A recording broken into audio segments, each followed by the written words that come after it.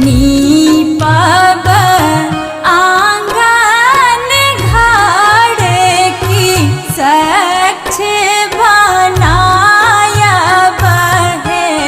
आहे नीपब आंगन घर की स्वच्छ बनायब है। सखी है नवरात्रा केर स्वागत द्वार सजायब है। सखी है नवरात्रा केर स्वागत द्वार सजायब है।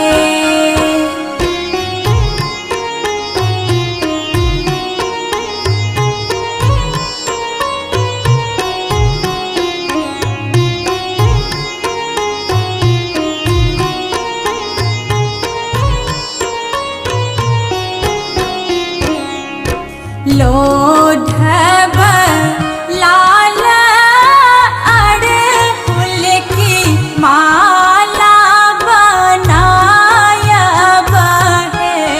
आहे लोढ़ब लाल अड़हुल की माला बनायब है।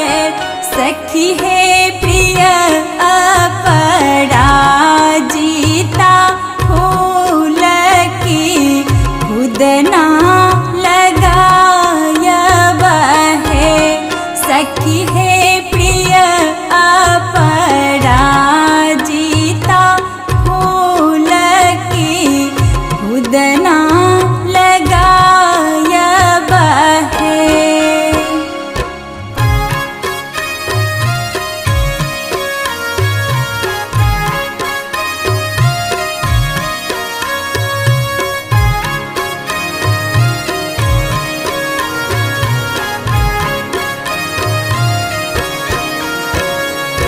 मह मह करे सिंगड़ हाड़ की चहों दिस गमकल है।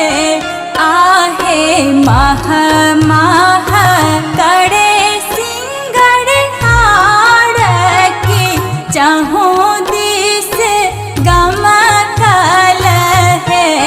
सखी है मगन बनल बन बाग कमल दल झलकल है।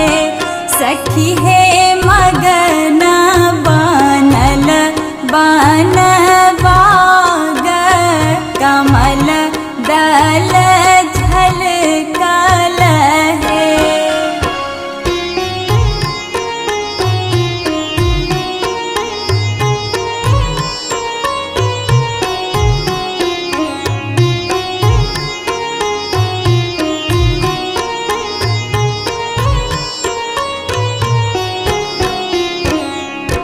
पूजत शरण में आइब की आस लगात है। आहे पूजत शरण में आइब की आस लगात है। सखी है जग जननी का आशीष त्रिसित जग पात है। सखी है जग जननी का आशीष त्रिसित जग पात